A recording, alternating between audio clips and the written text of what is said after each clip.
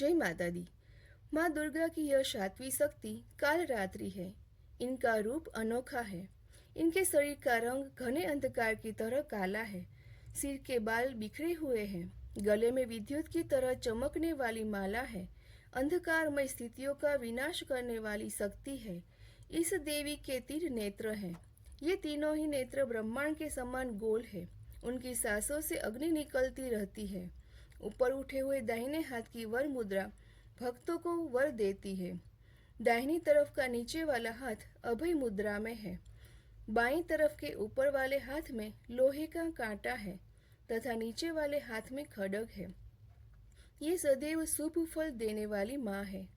तो चलिए जानते हैं माँ कालरात्रि का इतिहास क्या है। प्राचीन काल में शुंभ और निशुंभ जैसे भयानक राक्षसों ने तीनों लोकों में हाहाकार मचा रखा था। रक्तबीज नाम के एक राक्षस को वरदान था कि उसके रक्त की एक बूंद भी धरती पर गिरेगी तो उसके जैसा एक और राक्षस उत्पन्न हो जाएगा। इस राक्षस से परेशान होकर सभी देवता भगवान शिव के पास गए और उनसे रक्षा की प्रार्थना की।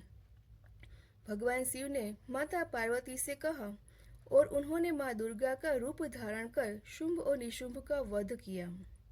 जब रक्त बीज का वध करने की बारी आई तो उसके शरीर से रक्त से लाखों दैत्य उत्पन्न होने लगे।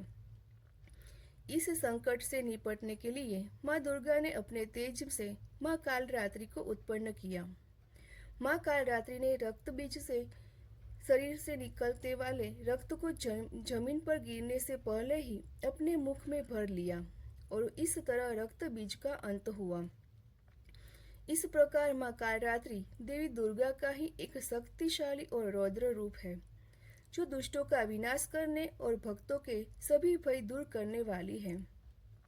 इन्हें शुभंकरी भी कहा जाता है क्योंकि ये भयंकर रूप होने के बावजूद शुभ फल देती है। क्या आप जानते हैं माँ कालरात्रि और महाकाली दोनों के बीच में क्या अंतर है?